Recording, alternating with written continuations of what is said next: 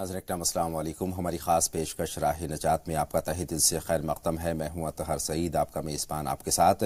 اور ناظرین آپ کے تمام تر سوالات کے جواب دینے اور ہماری آج کے موضوع پر ہماری تفصیلی رہنمائی فرمانے کے لیے معروف عالم مفتی سعد مشتاق صاحب ہمارے اسٹوڈیو میں ہمارے ساتھ موجود ہیں. ہم ان کا پرتپاک خیر مقدم کرتے ہیں، استقبال کرتے ہیں اور ناظرین کے ساتھ اپنی بات چیت کا آغاز کرتے ہیں. ناظرین راہ نجات میں ہم ہدایت کے موضوع پر گفتگو کر رہے ہیں.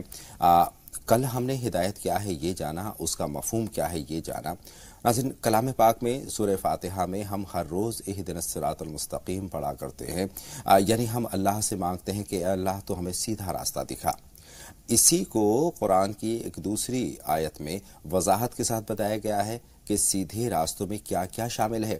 اس تعلق سے کل ہم نے شرک پر بات کی، والدین کی بات کی، اور آج اپنی بات کا آغاز ہم اس سوال کے ساتھ مولانا صاحب سے کریں گے کہ مولانا صاحب، غربت کے خوف سے بچوں کا قتل کرنا یہ تیسرا نقطہ ہے، اس کی وضاحت فرمائیں. بسم اللہ والحمد للہ والصلاۃ علی نبی اللہ. گفتگو یہ چل رہی تھی کہ ہدایت جی یعنی اللہ تعالی سیدھا راستہ مانگنا، کہ اللہ تعالیٰ سیدھے راستے کی ہماری رہبری کر، سیدھے راستے کی توفیق عطا فرما. بے شک. پھر بتایا گیا تھا کہ سیدھا راستہ ایک تو یہ ہے کہ صرف راستہ دکھا دینا، ایک گائیڈ کر دینا کہ ایسی جگہ ایسے سے جانا ہے، اور یہ کہ منزل مقصود تک پہنچا دینا. اللہ رب العزت سے ہم اس سیدھے راستے تک پہنچنے کی ہم اللہ سے توفیق مانگتے ہیں. بے شک. پھر وہ سیدھا راستہ میں نے کل عرض کیا تھا، ایک تو ایک عمومی بات ہوئی، جیسے لوگوں نے کہا کہ اسلام ایک سیدھا راستہ، حق کا راستہ ہے، ایک بڑا ایک عمومی معنی ہوا. لیکن جیسا میں نے بتایا کہ بہت سے علماء نے اس کی وضاحت کی، بہت کم کچھ علماء نے اس کی وضاحت کی اور ایگزیکٹ اس کو جاننے کی کوشش کی کہ وہ چند باتیں کیا ہیں، جس کو قرآن کریم نے کہا کہ وَأَنَّ هَذَا صِرَاطِي مُسْتَقِيمًا فَاتَّبِعُوهُ. یہ سورہ انعام کی 152، 153، 154ویں آیت ہے. 3 آیتوں میں اس بات کو بیان کیا گیا ہے. اس میں جو پہلے کی کل باتیں تھیں وہ ایک شرک کے بارے میں سب سے پہلے بات کی گئی تھی، پھر والدین کے ساتھ حسن سلوک کی بات تھی، اور تیسری بات تھی کہ زندہ بچوں کو درگور نہ کیا جائے. شرک کے سلسلے میں ایک بات میں عرض کروں کہ میں نے یہ بات کہی تھی کہ اللہ تعالیٰ شریک کہتے ہیں کسی کو ساجی قرار دینا، شریک ٹھہرانا. اس میں اللہ رب العزت کی ذات میں کسی کو شریک ٹھہرانا، جیسے اللہ تعالیٰ کی طرح کسی کو پیدا کرنے والا کی طرح وہ کرتا دھرتا سمجھنا. اور ایک یہ ہے کہ اللہ رب العزت کی صفات جو ہیں، جو طاقت، قدرت اور وہ اس کی جو صفات ہے، اس میں کسی کو شریک ٹھہرانا. اور ایک تیسری چیز یہ ہے کہ اس کے اختیارات جو کچھ ہیں، تو ان اختیارات میں کسی کو شامل کرنا. جو چیزیں اللہ تعالیٰ کے لیے خاص ہیں، جیسے سجدہ ہے، عبادت، اس کے سامنے رکوع ہے، جھکنا ہے، تو ان سب چیزوں میں کسی اور کو بھی اس میں شامل کر دینا، یہ چند چیزیں شریک ہیں. اور اگر یہ کہ جیسے کوئی حکم اللہ نے دیا اور اس کے خلاف، دیکھیے 2 باتیں ہیں. کبھی یہ ہے کہ وہ حکم کیسا ہے، وہ حکم جیسے یتیموں کا مال نہ کھانا ایک عام بات ہے، اور ایک یہ ہے کہ یہ سماجی کے اعتبار سے کوئی بات کہی گئی ہے. اسی لیے دیکھتے ہیں کہ بعض احکام کہتے ہیں کہ منسوخ ہو گئے، تو یہ احکامات کو بھی دیکھنا پڑتا ہے کہ احکامات کس طرح کے ہیں. اور ایک یہ کبھی وہ احکام ہے لیکن زمانے کے وقت سے یا بہت سارے قانون ایسے ہوتے ہیں جو بدل جاتے ہیں، پھر ہم اس پہ عمل نہیں کرتے ہیں، تو اس کو شرک نہیں کہہ سکتے. جیسے ہاتھ کاٹنے کا ہے، اب بہت سے ممالک میں اس پہ پابندی ہے، چونکہ ایک تو سماجی کے اعتبار سے یہ بات کہی گئی. اگر اس کا دوسرا حل نکل جائے کہ جس سے چوری نہ کر سکے آدمی، اور دوسری بات یہ کہ ہم ایک ہے کہ عمل نہ کرنا، اور ایک یہ ہے کہ اس کو بالکل درست نہ سمجھنا، یہ شرک کہلائے گا. عمل نہ کر سکے کسی بنا پہ تو عمل نہ کرنے کی بنا پہ شرک نہیں ہوتا. مختصر یہ ہے کہ اللہ کی ذات میں کسی کو شامل کرنا. یہ کل کی ایک وضاحت تھوڑی سی رہ گئی تھی. اور اب جو تیسرا سوال آپ نے یہ کیا ہے کہ غربت میں بچوں کو زندہ درگور کرنا. دیکھیں نبی کریم علیہ الصلوۃ والسلام کے زمانے میں مکے کا یہ طریقہ تھا کہ لوگ فقر و فاقہ سے یا یہ غربت و افلاس کے ڈر سے جو بچہ پیدا ہوتا، یا اپنی بے عزتی کے خوف سے بچوں کو پیدا ہونے کے بعد یا پیدا سے ہونے سے پہلے ان کو قتل کر دیا کرتے تھے. قرآن کریم نے کہا کہ وَلَا تَقْتُلُوا أَوْلَادَكُمْ مِنْ إِمْلَاقٍ، کہیں پر کا من خشیت املاق، کہ فقر و فاقہ کے ڈر سے بچوں کو قتل مت کرو، کہ ہمیں اس کو روزی دیتے ہیں، تم کو بھی روزی دیتے ہیں. اس کے پیچھے اسپرٹ یہی ہے کہ روزی دینے والا اللہ ہے. اس ڈر سے آپ بچوں کو قتل کر رہے ہیں، ان کو درگور کر رہے ہیں، یہ غلط ہے، درست نہیں ہے. آگے بڑھتے ہیں، اگلے نقطے پر بات کرتے ہیں. مولانا صاحب، بے حیائی کے قریب نہ آنا، یہ چوتھا نقطہ ہے، اس کی وضاحت بھی آپ سے طلب کرتا ہوں. یہ بہت ایک اہم بات ہے. قرآن کریم کہتا ہے وَلَا تَقْرَبُوا فواحش کے قریب مت جاؤ، ما ظہر منہا وما بطن، کہ جو ظاہر ہو اور جو باطن جو کھلے عام علانیہ ہوں یا چھپے ہوئے ہوں ان بے حیائی کی باتوں. بے حیائی میں بہت ساری چیزیں آتی ہیں. ایک بے حیائی کی باتیں کرنا, مثال کے طور پہ بہت سے لوگ اتنا گالی گلوچ میں لگے رہتے ہیں کہ عام زندگی میں احساس ہی نہیں ہوتا کہ ہم یہ گالی بول رہے ہیں, حقیقت میں بہت بڑی بڑی بات ہوتی ہے. جو گالی نہیں بولتے ان سے پوچھیے. جی جی. اب مثال کے طور پہ حرامی بول دینا, سالہ بول دینا, لیکن جو یہ بدکلامی کسی بھی انداز کی بدکلامی ہے وہ بے حیائی کے زمرے میں آئے گی. جی اسی طریقے سے رہنے سہنے میں آدمی اپنے سطر کا خیال نہ کرے, پردوں کا خیال نہ کرے. تو ٹھیک ہے, آزادی انسان کو یہ نہیں کہا جاتا کہ انسان کو اپنی طرح جینے کا حق ہے, لیکن اس نے یہ ترغیب بھی دی ہے ہمیں کہ آپ کو اس طرح ایک ڈسپلین بنا کر کے رہنا ہے. رہنے سہنے میں آپ کو جو ایک اچھا معاشرہ, جو شرعی آداب ہیں ان کو فالو کرنا ہے. اچھا معاشرہ جس کو ایکسپٹ کرتا ہے تو اس کو قبول کرنا چاہیے. دیکھیے آپ لباس مختلف طریقے پہنے جاتے ہیں, لیکن آج بھی ہائی ایجوکیشن سے جو لوگ لیس ہیں, ہائی جو لوگ ہیں, ان کے مہذب لباس میں اور لباسوں میں فرق ہے نہیں. تو انہی باتوں کو یہ فرق بھی سمجھنا ضروری ہے کہ آزادی چھینی جا رہی ہے. آزادی کوئی نہیں چھینی جا رہی ہے. آپ انسانیت کے ناطے آپ خود ایک سوسائٹی کے اعتبار سے فیصلہ کر سکتے ہیں کیا چیزیں بے حیائی ہیں, بے حیائی لباس کا یعنی وہ لباس اچھا نہیں ہے, کیا چیزیں لباس نہیں ہے. تو بات چیت میں, رہنے سہنے میں, لباس میں, ان طرح کی چیزوں میں بے حیائی, اسی میں زنا وغیرہ بھی ہے, تہمت لگانا, غیبت کرنا, چغلخوری کرنا, یہ سب ساری باتیں بھی, یہ تمام تر چیزیں اس میں آتی ہیں.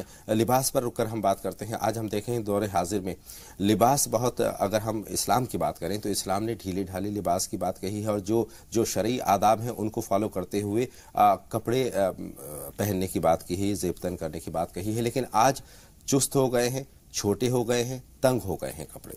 بالکل. تو اس میں ہم یہ دیکھتے ہیں کہ دیکھیے میں نے بات کہی نا کہ آزادی, حتیٰ کہ برقعے کی بھی بات کروں, برقع بھی بہت اس انداز کا بہت اس طرح سے ہو گیا کہ بالکل چپکا رہتا ہے. جی دراصل شریعت کے مزاج کو سمجھنا ضروری تھا کہ وہ ایک ڈھک کر کے, چھپ کر کے جو ایک سلیقہ مند زندگی تھی اس کے لیے بات کہی گئی تھی.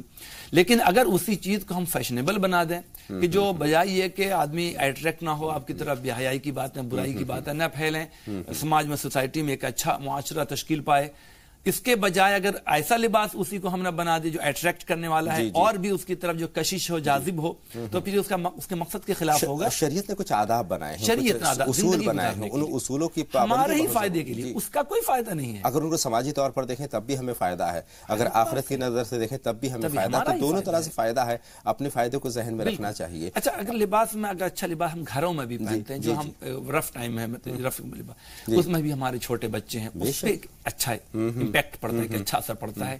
اس لیے یہ سب کہا گیا ہے کہ آپ ایک اچھی زندگی اچھی طرح رہیں, آپ پہن سکتے ہیں. اس لیے کیوں نہیں آخر پھر بچوں کے سامنے ہم وہ کام جو اکیلے میں کرتے ہیں کیوں نہیں کرتے ہیں, وہاں پہ بھی احتیاط کرتے ہیں. بالکل ہر جگہ کرنی چاہیے مولانا صاحب. اب اگلے نقطے کی ہم بات کرتے ہیں, ناحق کسی کو قتل کرنا. جی, اس کی وضاحت بھی. وَلَا تَقْتُلُوا النَّفْسَ الَّتِي حرم اللہ الا بالحق, اس نفس کو قتل مت کرو جس کو اللہ نے حرام کیا جس کا قتل کرنا, ہاں مگر یہ کہ حق کے ساتھ. حق کا کیا ہے کہ اگر کوئی کسی کا قاتل ہے تو قتل کے جواب میں قتل کرنا. اگر یہ نہیں کیا جائے گا تو پھر معاشرے میں برائیاں پھیلیں گی. لیکن اگر یہ چند لوگوں پہ ایسا کر دیا جائے تو سینکڑوں لوگ اس سے بچ جاتے ہیں. مطلب پرسنٹیج نکالا جائے تو 1% کے قصاص کے بدلے میں 99% لوگ اس سے بچ جائیں گے. بہتر معاشرے کی تشکیل کی اگر ہم بات کریں تو ناحق قتل کو اسلام بالکل صحیح نہیں مانتا ہے, مناسب نہیں مانتا, حرام قرار دیتا ہے. اور ہر وہ جاندار چیز جس میں اسلام نے جس کو منع کیا ہے اس کی جان لینا بالکل مناسب نہیں. یہ کہا گیا کہ اگر کسی نے ایک کو قتل کیا گویا اس نے پورے انسانیت کو قتل کیا. اتنا بڑا یہ کیا. اور جو کہا گیا کہ جس نے پہلی مرتبہ قتل کیا تھا تو قیامت تک آنے والے قتل کا راستہ کھولنے والے لوگوں کا گناہ اس شخص کو پہنچے گا. بے شک جی. تو قتل کو اتنا بڑا قرار دیا گیا ہے. تو اس وجہ سے ہمیں ناحق قتل کرنا, کسی معمولی بنا پہ, پیسے کی بنا پہ, اور کسی کی عزت کی بنا پہ, کوئی میرا راز جان گیا اس راز کو جاننے کی بنا پہ کسی کو قتل کر دیا گیا. جیسے آج ہم دیکھتے ہیں خبرات میں معمولی بات پر اس طرح کی چیزیں ہو جاتی ہیں, اس کو قرآن کریم سختی سے منع کرتا ہے. اور اگر ایسا نہیں کیا جائے گا تو پھر معاشرہ بگڑ کر رہ جائے گا جیسے بگڑا ہوا انار کی پھیلے گی اس طرح کی. اس سے بہرحال اگلے نقطے کی طرف آتے ہیں ہم. اگلا نقطہ مولانا صاحب یہ کہتا ہے کہ یتیم کا مال نہ کھانا. تو اس کی بھی وضاحت فرمائے کہ اس سے کیا مراد ہے؟ دیکھیے قرآن کریم جو عربی سے جو واقفیت رکھتے ہیں ان کے لیے کتنی خوشی ہوتی ہے اور ایک دم عجیب سی کیفیت پیدا ہوتی ہے. قرآن کہتا ہے مال کھانا نہیں، وَلَا تَقْرَبُوا مَالَ الْيَتِيمِ، یتیموں کے مال کے قریب بھی نہ جانا. قریب بھی نہ جانا، کتنی بڑی بات. یتیموں کے مال کے قریب مطلب دل میں تصور بھی پیدا نہ ہو کہ کسی یتیم کا مال، کسی ناحق کسی کا مال ہم اس کے قریب بھی جائیں، اس کا لیں. یہاں بھی کہا گیا ہے کہ دیکھیے لیکن انسان اپنے چلتے اپنے بلبوتے پوری کوشش کرے. مثال کے طور پہ ایک یتیم بچہ ہے جو ہماری پرورش میں رہتا ہے، تو اب اس میں ایک ایک پیسے کا 5 پیسے 10 پیسے 50 پیسے 1 چونی 1 روپے کا اس کے نہیں لی سکتے نہیں کرتا. لیکن یہ کہ اس کا مطلب حق مارا جائے، جس کو معاشرے میں حق مارنا کہا جاتا ہے، اس سے بچنے کے لیے کہا گیا ہے. اور یتیم کے ذریعے سے ہمیں اس میں جو سبق ملتا ہے صرف وہ یتیم ہی نہیں کہ جس کے ماں باپ مر گئے ہوں، جس کا باپ مر گیا ہو، بلکہ کسی کا بھی ناحق مال کے قریب جانا یہ بڑے گناہ کی بات ہے. ایسے لوگ دنیا میں ہی سزا پاتے ہیں. ایک صاحب نے کہا کہ آج دنیا بھی ڈیجیٹل ہوتی جا رہی ہے، مطلب اس کی سزا میں دیر نہیں لگتی. بے شک جیتے جی اس کی سزا وہ پا لیتا ہے، جیتے جی اس کے اثرات اس کے بھگتتا ہے. صحیح فرما رہے ہیں. اس دنیا میں بھی دیکھتے ہیں ہم کہ سزا یہی مل جاتی ہے، اور کئی مرتبہ یہ ہے کہ اگلی نسل کو ملتی ہے، اور کئی مرتبہ ہم دیکھتے ہیں اکثر تو خود ہی مل جاتی ہے کسی نہ کسی انداز سے. باقی ہے کہ خدا کی کا جو عذاب ہے یا اس کی جو سزا وہ کہہ کے نہیں آتی. اور دیکھیے اسلام کی جو باتیں ہیں کہیں نہ کہیں حقیقی دنیا میں بالکل حقیقت پر مبنی ہوتی ہیں، اور معاشرے کے اعتبار سے بھی ہوتی ہیں. معاشرے کو ایک بہتر معاشرے کی تشکیل کی بات اسلام نے ہمیشہ کہی ہے. بنیادی بات یہ ہے کہ ایک بہتر معاشرہ تشکیل پائے، اس کو لے کر تمام اصول اور ضوابط بنے ہیں. اگلے نقطے کی بات کریں گے مولانا صاحب. اگلا نقطہ یہ ہے کہ ناپ تول میں کمی نہ کرنا. دیکھیے ایک بار پھر سماجی بات ہے. بالکل، بلکہ قرآن کریم میں جو تعلیمات ہیں تو عبادات سے کے برابر اگر سماجیات کو بیان کیا گیا ہے. دیکھیے اس میں کہا گیا کہ ناپ تول میں جب تم وزن کرو یا ناپ تول کرو تو اس میں کمی نہ کرو، بلکہ بالقسط انصاف کے ساتھ پورا تول کے دو. بلکہ ایک قوم ہے حضرت اصحاب مدین جو شعیب علیہ السلام کی قوم تھی. شعیب علیہ السلام کے والد کا نام میکائیل تھا، ان کے والد کا نام یشجر، ان کے والد کا نام مدین، ان کے والد کا نام ابراہیم تھا. تو حضرت شعیب علیہ السلام کی قوم میں یہ کمی تھی کہ وہ ناپ تول میں کمی کیا کرتی تھی. اللہ رب العزت نے اس قوم پہ بڑا عذاب اتارا ہے. تو اس لیے ناپ تول میں کمی کرنا یہ اللہ کے نزدیک کی پچھلی قوموں میں بھی اللہ نے اس کو قبول نہیں کیا ہے. بہت بڑی برائی. آج کے وقت میں ایک بہت بڑی بات یہ ہے کہ ناپ تول میں کمی کا مطلب یہ ہے کہ جو آپ جتنا وزن لکھ رہے ہیں پیکٹ پہ، گورنمنٹ بھی لا بناتی ہے لیکن ہمیں اس کو فالو کرنا ہے. صحیح. میں یہ کہہ نہیں سکتا کہ بہت سی جگہوں پہ یہ ہے کہ وزن اس کا اگر 100 کلو ہے تو 98 kg ہوتا ہے. اسے وزن کر لیجئے تو 98 kg ہے. اور لاز بنے ہوئے بھی ہیں. تو ہمیں اپنے طور پر جو ملکی قانون ہے اس کو تو فالو کرنا ہے، لیکن اس سے اوپر جو اللہ رب العزت کا قانون ہے وہ ہمارے پیش نظر ہمیشہ رہنا چاہیے کہ ہمیں اپنے طور پہ ذمہ داری کو نبھانا ہے. اس کی ذمہ داری کی نبھانے کی ہے کہ آپ جتنا بیچیں اتنا کہہ دیں. اگر اوپر سے آیا تو آپ یہ کہہ دیں کہ اس میں اتنا وزن ہے. یا اسی طریقے سے ڈنڈی مارنے کا خیال کرنے.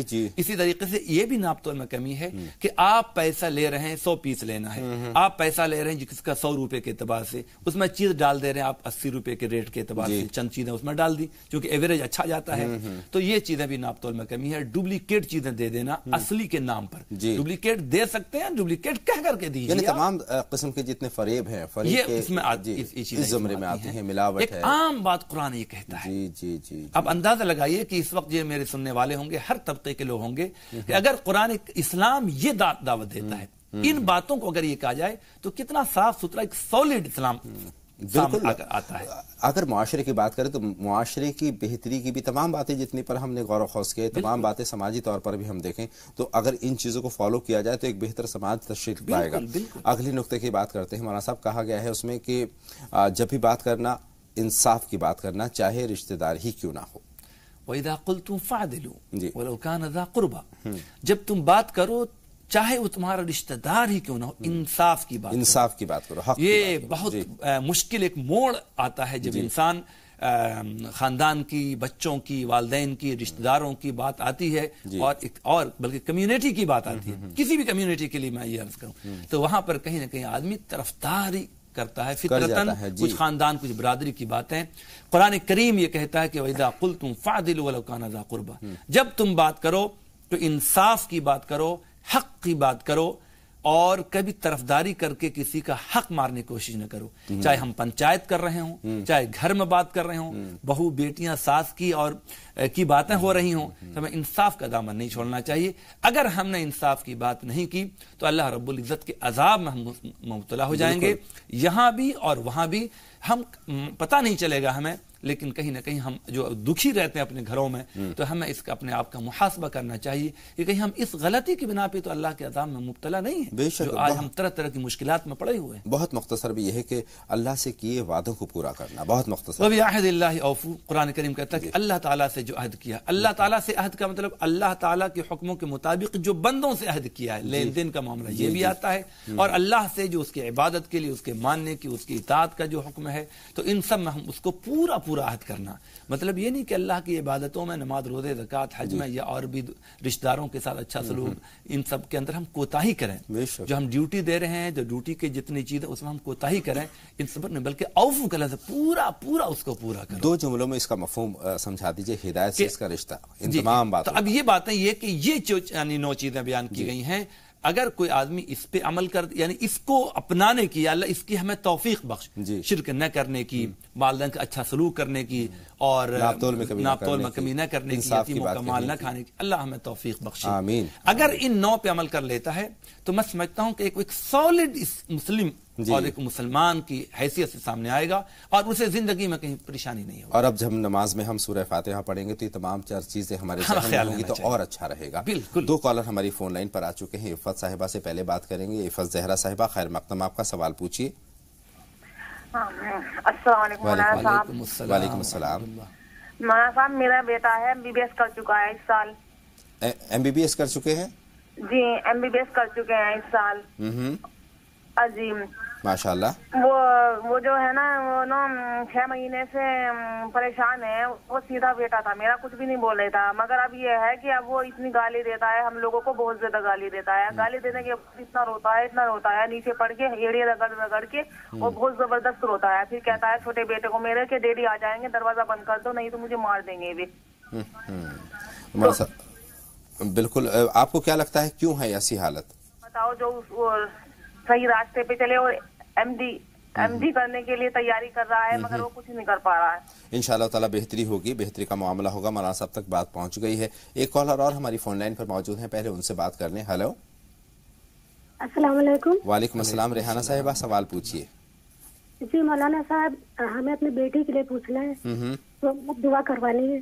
میری بیٹی BEd کر چکی ہے اور TET کا ایگزام سنڈے کو ہے, پرسوں. ماشاءاللہ.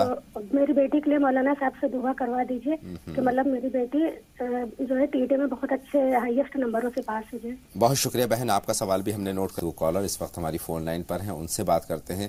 نسیم خان صاحبہ اس وقت ہماری فون لائن پر ہیں. فرمائیں نسیم صاحبہ, کیا سوال ہے آپ کا؟ جی السلام علیکم. وعلیکم السلام. جی مجھے 2-3 باتیں بولنی تھی. ایک تو آپ کا پروگرام اتنا اچھا لگتا ہے کہ اس سے ہمارا دن بہت اچھا جاتا ہے.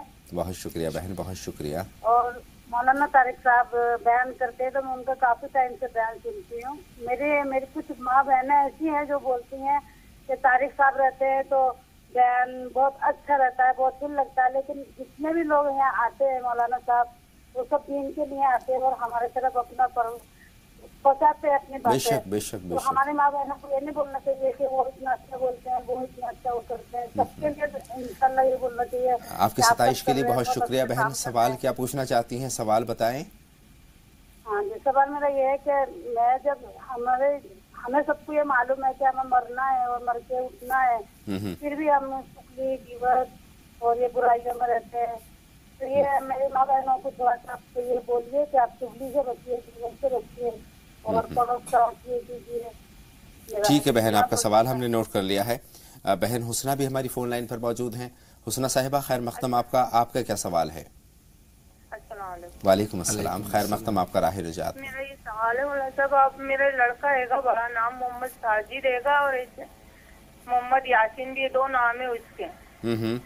نہ اس کا نہ تو کام لگتا ہے, نہ اس کے کہیں رشتہ ہوتا ہے اس کا, اور اس کا کیس چل رہا ہے, کیس بھی ختم نہیں ہو رہی ہے. اور کوئی مقدمہ بھی ہے؟ بہت پریشان ہوں میں اس کے لیے. انشاءاللہ تعالیٰ سب اللہ بہتر کرے گا. مولانا صاحب بہن حسنہ کی رہنمائی فرمائیں. وہ بتاتی ہیں کہ کیس بھی ہے, کام میں ان کا جی نہیں لگتا ہے, رشتہ بھی نہیں لگ پا رہا ہے. سب سے پہلے تو اللہ رب العزت سے ہم یہ دعا کرتے ہیں کہ اللہ ان کی اس پریشانیوں کو دور کرے, ان کے کیس سے اللہ تعالیٰ ان کو نجات عطا فرمائے اور طبیعت میں دل جمی کے ساتھ کام کرنے کی توفیق بخشے. انہیں یہ چاہیے کہ تھوڑا نماز کی پابندی کریں. ایسا لگتا ہے کہیں نہ کہیں نماز کی پابندی میں کچھ کوتاہی ہو رہی ہے. نماز میں اور استغفار کا مطلب ہوتا ہے اللہ تعالیٰ سے اپنے گناہوں کی بخشش کی دعا کرنا.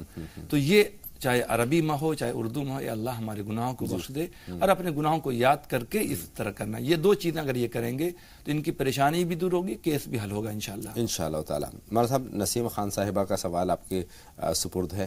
یہ معلوم ہوتے ہوئے کہ ہم سب کو ایک نہ ایک روز مرنا ہے, جو دنیا میں آیا ہے اس کو فنا ہو جانا ہے, پھر بھی ہم برائی کرتے ہیں, برے کام کرتے ہیں. اس سوال کا مفہوم یہ ہے. یقیناً یہ بہت لمحہ فکریہ ہے ہم سب کے لیے کہ جانتے ہوئے کہ کل اللہ کے حضور میں حساب کتاب کے لیے ہمیں کھڑا ہونا ہے, دانستہ طور پر پھر بھی ہم ایسی غلطی کرتے ہیں.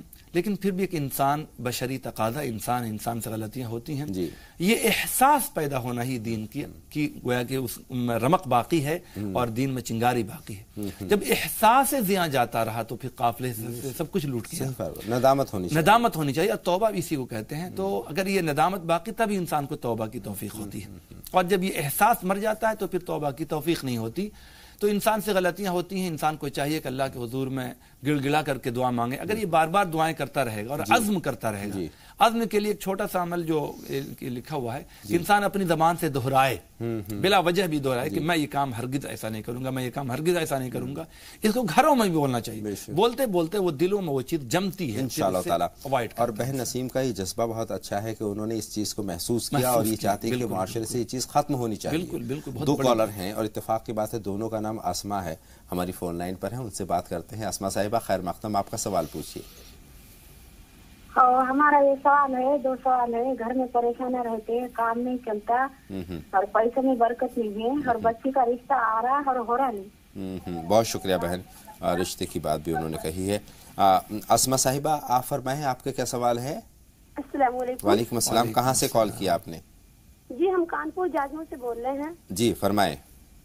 جی ہمارا سوال ہے, ہم نے کل ایک خواب دیکھا تھا کہ میرے گھر میں 2 قرآن ہیں, ایک قرآن پڑھتے ہیں, ایک قرآن رکھا ہوا تھا. ہم نے خواب دیکھا کہ میرا وہ قرآن لاک ہو گیا ہے, تو اس کا ہم تھوڑا سا وہ مطلب جاننا چاہتے ہیں. بہت شکریہ. اور یہ میرے خیال سے معنی خیز ہے یہ خواب. بالکل. جی. دیکھیے قرآن کریم جو اترا ہے وہ قرآن کریم پہلے ہی صفحے پہ یہ کہتا ہے خدل للمتقین, کہ یہ متقیوں ڈرنے والوں کے لیے ہدایت ہے. تو اس کی تلاوت محض یا گھر میں اس کی برکت کے لیے طور پہ اس کو رکھنا, اس کے لیے قرآن نہیں اترا ہے. یہ آپ کو اس بات کی طرف بھرپور زوردار یہ حکم خواب کے ذریعے آپ کو یہ تعلیم مل رہی ہے کہ قرآن کریم کی تلاوت مع ترجمے کی اس کی عادت ڈالیں, بلکہ گھر میں آپ ایک ماحول بنائیں کہ کوئی بھی معتبر ترجمہ جو آپ کو مناسب لگے تو آپ اس کا ترجمے کا ماحول گھر میں بنائیں, اور سب کو لے کر کے بچے چھوٹے بڑے, اور آدھا گھنٹہ یا 15 منٹ یا 20 منٹ قرآن کی تلاوت کر کے اس کا ترجمہ سنائیں, اپنی طرف سے کچھ نہ بیان کریں. اور تلاوت کلام پاک تو ہونی ہی چاہیے, کلام پاک کو ایسے ہی نہیں رکھ دینا چاہیے کہ وہ شیلف میں رکھا ہوا ہے اور آپ اس کو اسی کی طرف اشارہ ہے کہ اس کو جو طاق کی زینت بنا دی گئی ہے. اس لیے تلاوت کے ساتھ ساتھ ایک میننگ کا ترجمے کے ساتھ اس کا گھر میں ماحول بنائیں خود سے, کوئی ضروری نہیں کہ کوئی الگ سے بلائے جائے. جی. تو اس سے انشاءاللہ آپ کو فائدہ ہوگا. 2 کالر اور ہماری فون لائن پر ہمارے ساتھ جڑ رہے ہیں. سائرہ صاحبہ ہیں اور اس کے بعد ہم بہن علیمہ سے بات کریں گے. سائرہ صاحبہ خیر مقدم, آپ کا سوال پوچھیے. السلام علیکم ورحمۃ اللہ وبرکاتہ. آپ لوگوں کو اللہ تعالیٰ جزائے خیر دے, اتنا اچھا پروگرام آپ لوگ چلاتے ہیں, رہنمائی ملتی ہے گھر بیٹھے کہ آپ کا اللہ تعالیٰ بہت آپ کا بھلا کرے. بہت شکریہ بہن, جزاک اللہ خیر. فرمائیں سائرہ صاحبہ کیا جاننا چاہتی ہیں؟ میرے 2 سوال ہیں. پہلا سوال تو یہ ہے کہ اللہ کا کم سے کم جیسے فجر کی نماز قضا نہیں ہوتی ہے, بائی تو کبھی کبھی ہے نا صبح فجر میں نہانے کی وجہ سے کبھی نماز قضا ہو جائے تو ہم اشراق میں ادا کرتے ہیں, تو سنت بھی ادا کرنی پڑے گی یا صرف فرضی ادا کرنی پڑے گی؟ بہت شکریہ. دوسرا سوال یہ ہے, مانا یہ ہے کہ جیسے قرآن شریف میں اللہ تعالیٰ فرما رہا ہے کہ ماں باپوں سے اف تک مت کرو, مگر یہ ماں باپوں کو بھی تو چاہیے کہ بچوں کو بچپن سے دینی تربیت دیں گے جب تو بچہ ماں باپ کی عزت کرے گا. بچپن میں تو ماں باپ نے کچھ سکھایا نہیں, بچپن سے کام پہ لگا دیا, उसकी परवाह नहीं करी, अब वो बड़ा होकर माँ से बदतमीजी कर रहा है। तो माँ को चाहिए बच्चों को फर्क न करे। अच्छा सवाल है आपका सायरा साहिबा, हमने सवाल आपका नोट कर लिया है और उसका मुकम्मल तौर पर हम मफहूम हम समझ गए हैं। बहन अलीमा की तरफ जाएंगे, इस वक्त मुंतज़िर हैं अपने सवाल के साथ। फरमाएं अलीमा साहिबा, क्या जानना चाहती हैं? अलीमा साहिबा खैर मक़दम, आपका राह निजात में सवाल पूछिए। गालिबन अलीमा साहिबा हमारी फ़ोन लाइन पर नहीं है। सायरा साहिबा का पहला सवाल फजर की नमाज की सुन्नत के ताल्लुक से है। जी बिलाशुबा अगर कोई आदमी किसी मजबूरी की बिना पे आंख नहीं खुली तो नबी करीम अलैहिस्सलाम ने फरमाया कि मन नाम अन सलातिन फलयुसल्लिहा इज़ा ज़करहा, कि जो आदमी नमाज से भूल गया, याद नहीं रहा उसे, गाफिल हो गया, तो जैसे उसे याद आ जाए वही वक्त उसके लिए नमाज का है, चाहे वो वक्त गुजर गया हो। इसी तरीके से आंख न खुले तो जैसी आंख खुले तो और वो नमाज पढ़े। गुस्ल वगैरह की जरूरत है, गुस्ल करने के बाद अगर कहा गया है, जो फुक़हा ने ये बात लिखी है कि अगर फजर की तुलुए आफ्ताब से लेकर के 2.5-3 घंटे के बीच में अगर हम कज़ा कर रहे हों तो सुन्नत भी पढ़नी चाहिए, और अगर 3-4 घंटे के बाद देर हो जाए, जैसे दोहर में हम पढ़ रहे हैं तो सिर्फ फर्ज की कज़ा करेंगे, सुन्नत की नहीं। लेकिन अगर जल्दी हो तो सुन्नत की भी कज़ा करनी चाहिए, बहुत शुक्रिया। कज़ा नहीं बल्कि सुन्नत के तौर पर। इनका दूसरा सवाल कलाम पाक के ताल्लुक से है। वो कलाम पाक का हवाला देते हुए कहते हैं कि उसमें वालिदैन की फर्माबरदारी की बात नहीं है, लेकिन वालिदैन की जिम्मेदारी भी है, उस तरफ इशारा है। बिल्कुल, देखिए कुरान करीम में वालिदैन के साथ हुस्न सलूक का हुक्म दिया गया है। नबी करीम अलैहिस्सलाम की एक हदीस है और कई बहुत मुख्तलिफ हदीसें हैं कि बेहतरीन बाप वो है जो अपने बच्चों को एक अच्छी तालीम दे। तो ये भी पहलू तो उसी की वजाहत के लिए है जी। और एक माँ बाप के लिए ये कोई पॉसिबल यानी इम्कानियात में से नहीं था, ये तसव्वुर से बालातर था कि माँ बाप अपने बच्चों को कामयाब होता हुआ न देखें जी।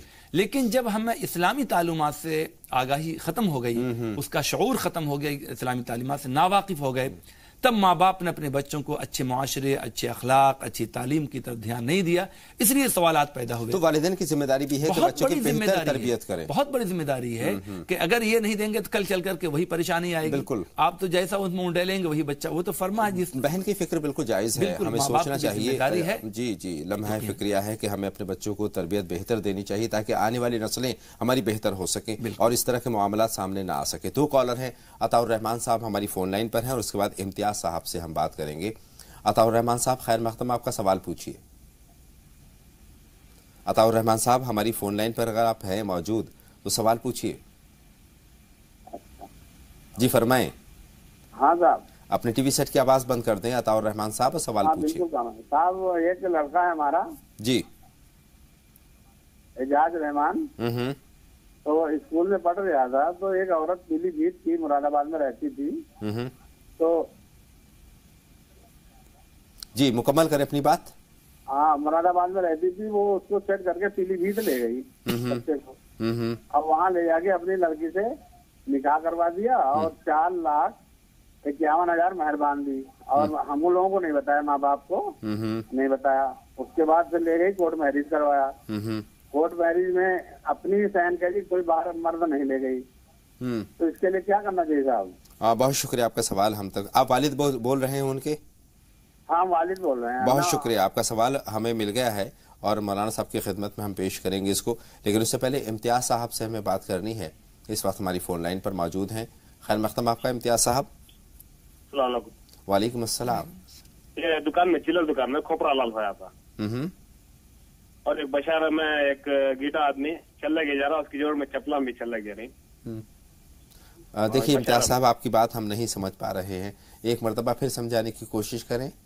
ये बशारा में हमारे भानके जी, एक ये छोटा वाला आदमी चल लगे जा रहा है, जुब्बा, काला जुब्बा पे लेके, उसकी जोड़ में और चपला भी जा रही।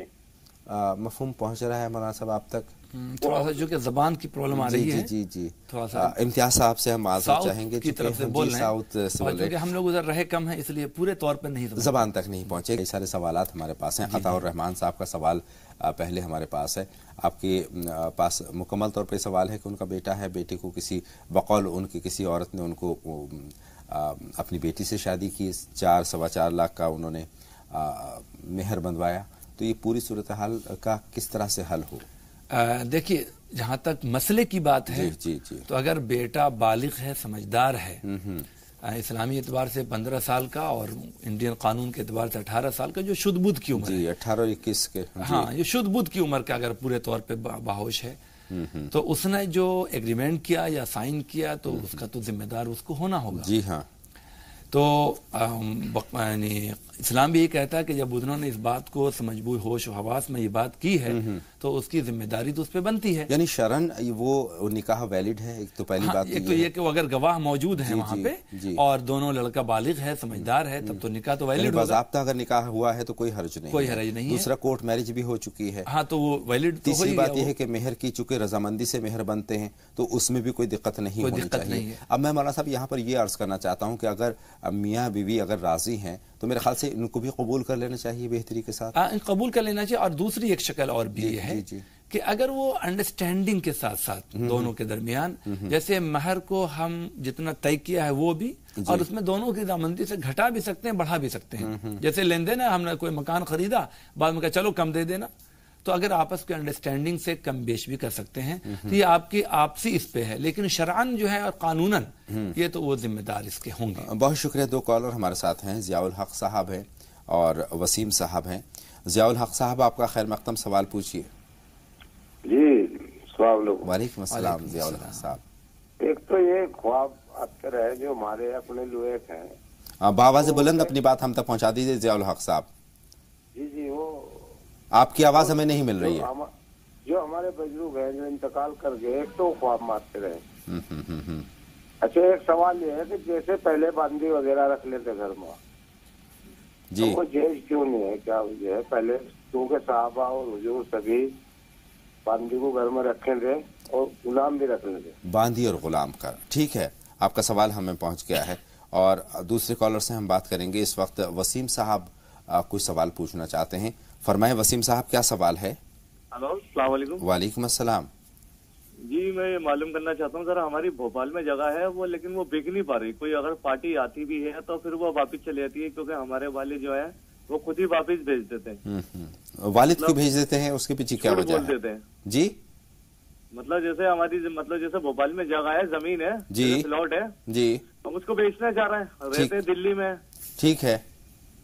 اور وہ جب جیسے کوئی پارٹی واٹی آتی ہے تو مطلب ہمارے والے جو کچھ ایسے ہیں مطلب جو ہے جھوٹ بول کے ان کو جھوٹ بول دیتے ہیں جی اس پہ تو کیس چل رہا ہے جبکہ اس میں کچھ بھی نہیں ہے. وہ تو کورٹ کے ذریعے سے ہوئی بھی جگہ. وہ پراپرٹی ہے کس کی؟ والد کی ہے کہ آپ کی ہے؟ جی ہماری والدہ کی ہے. وہ والدہ کی ہے. والدہ کی اپنی پراپرٹی ہے وہ ان کے نام ہے؟ ان کی اپنی ہے لیکن اور والدہ کی رضامندی ہے بیچنے کے لیے؟ مل جائے لیکن ہم دلی میں رہتے ہیں نا. جی نہیں ہم ایک سوال یہ پوچھنا چاہتے ہیں والدہ کی رضامندی ہے اس کو بیچنے میں؟ جی ہاں وہ تو خود ہی بیچنے کی رضامندی ہے. وہ تو بس ہمارے والے ہیں جو نہیں مطلب بکوانا چاہ رہے ہیں. بہت شکریہ کال کرنے کے لیے. یہیں سے اپنی بات کا آغاز کرتے ہیں. مولانا صاحب سوال آپ کے پاس ہے والدہ کی رضامندی ہے والد محترم کی رضامندی نہیں ہے اور بچے بھی چاہتے ہیں کہ وہ پراپرٹی یہ تو ان کا ایک پرسنل ایشو ہو گیا خاندانی طور پر کہ ان کو تو پورا حق ہے کہ یہ بیچ سکتے ہیں اور جب والدہ بھی راضی ہیں. والد صاحب وغیرہ میں ہوتا کہ پرانے لوگوں میں کہ بھائی پرمپرائیں چلی آ رہی ہیں کہ لوگ کیا کہیں گے کہ زمین بیچ دی تو ذرا عزت پہ بٹا لگتا ہے. اس وجہ سے پرانے لوگ چاہتے ہیں کہ اپنے جیتے جی نہ بیچیں. تو اگر اس کے لیے آپ یہ چاہتے ہیں تو ان کو کنونس کریں اور ان کے لیے یا ودود یا رحمان ہو پڑھیں کہ اللہ رب العزت کے دلوں کو نرم اور موم کر دے اور آپ اپنے مقصد میں کامیاب ہو جائیں. بے شک. اور یہ بھی جاننے کی کوشش کریں کہ والد بھی والدین ہمیشہ اپنے بچوں کی بہتری کی بات سوچتے ہیں. ہو سکتا ہے کہ بھوپال میں اپنی ایک رہنے کی جگہ کو باقی رکھنا چاہتے ہوں ایسا بھی تو ہو سکتا ہے.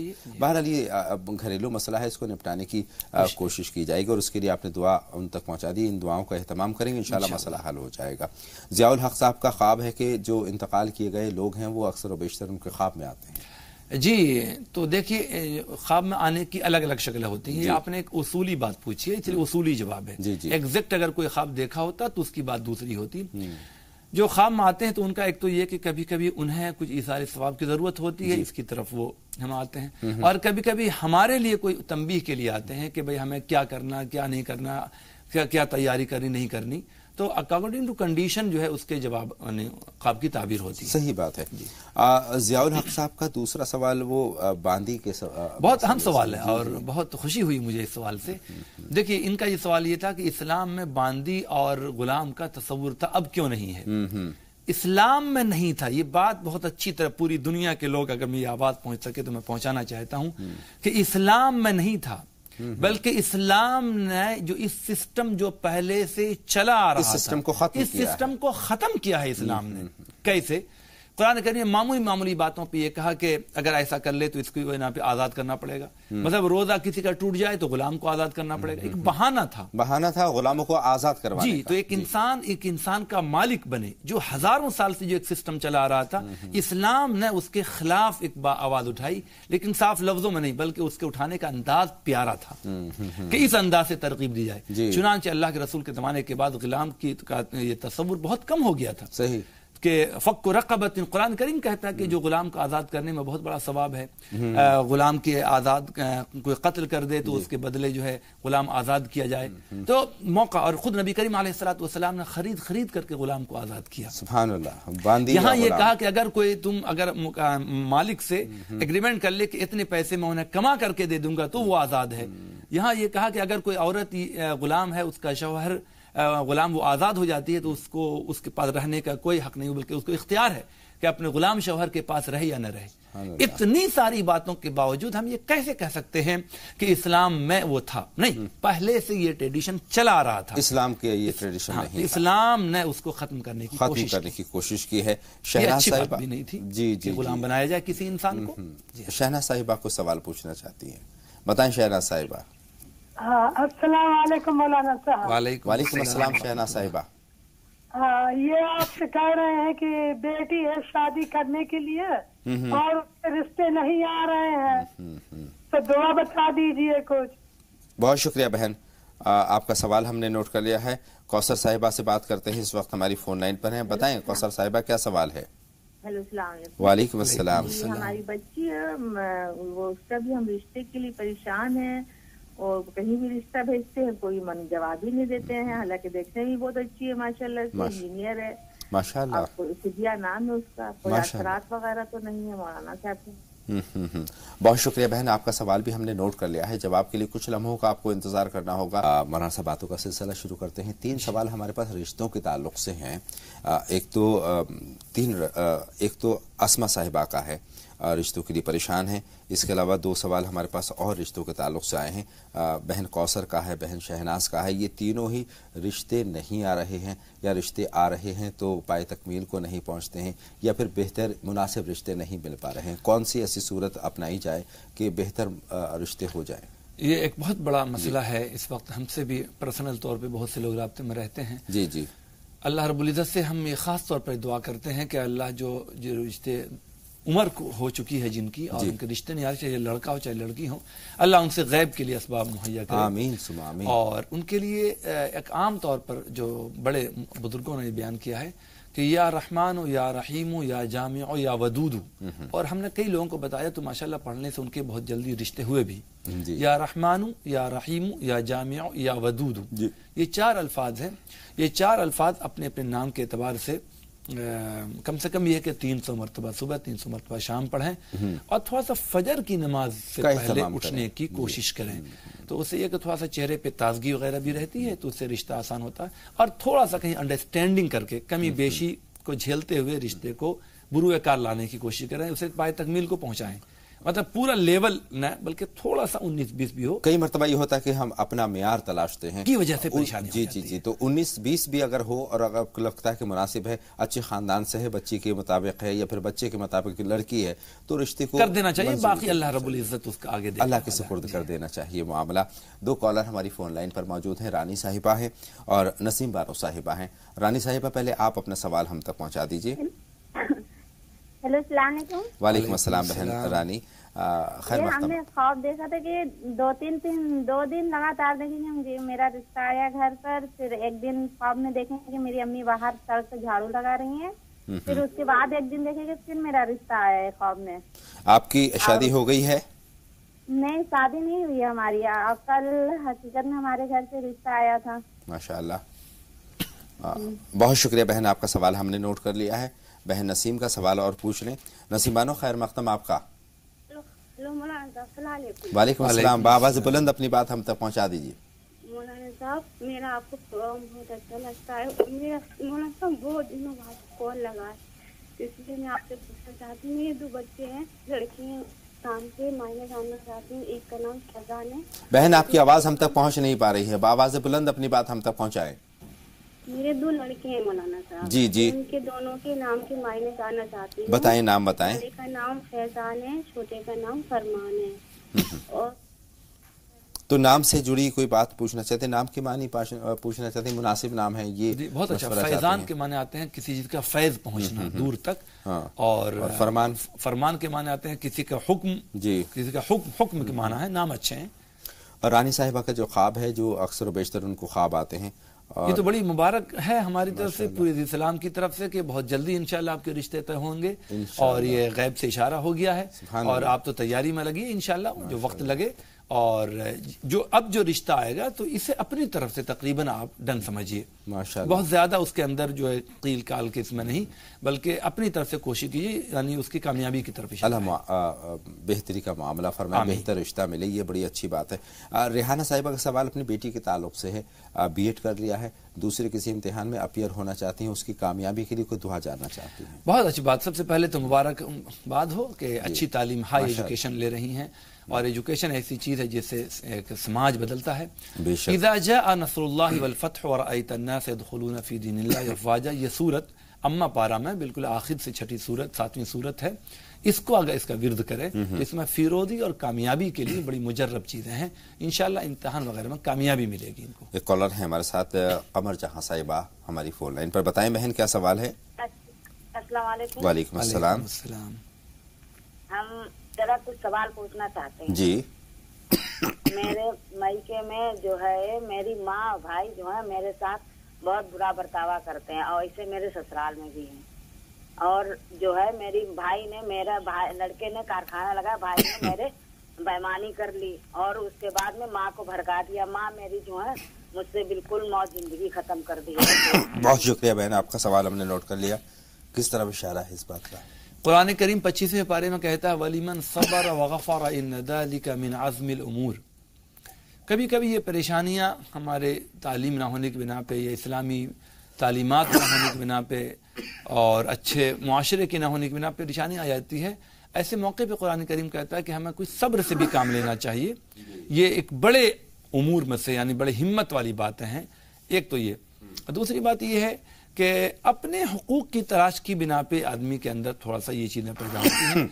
अपने हुकूक जो बहुत ज्यादा जरूरी हैं उसको अपनाने की कोशिश करें, और जो चीज नजरअंदाज करने की हो उसे नजरअंदाज करने का जज्बा पैदा करें। ये खास तौर पर मैं ये कहूंगा। और उन लोगों के लिए आप उल्टे आप दुआ करें, मतलब जी नहीं चाहता तब भी उनके लिए आप दुआएं करें। दुआ करने से अल्लाह रब्बुल इज़्ज़त उनके दिलों को नर्म करता है, और उनके लिए आप या वदूदों का विर्द करें तो अल्लाह उनके दिलों को नर्म करेगा, और वो लोग आपके पीछे जो बर्ताव उनका अच्छा नहीं, वो अच्छे बर्ताव में बदलेगा इंशाअल्लाह। इफ़ा साहिबा का सवाल हमारे पास है। MBBS बच्चे निकले हैं, लेकिन अब उनका हालत अच्छी नहीं है, अच्छा बर्ताव नहीं करते। आगाज़ी सवाल है ये।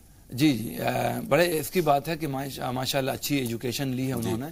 कभी कभी ऐसा होता है कि सेटलमेंट अच्छी एजुकेशन के बाद, हायर एजुकेशन ले लेने के बाद, अच्छी पोस्ट के बाद, उस लेवल से जब हमें रोजगार नहीं मिलता तो फिर आदमी थोड़ा डिप्रेशन का या कुछ प्रॉब्लम का ये हो जाता है। तो उसके लिए थोड़ा सा, अगर कुरान करीम कहता है कि अला बिज़िक्रिल्लाहि तत्मइन्नुल क़ुलूब, अल्लाह ताला के जिक्र से दिलों को सुकून मिलता है।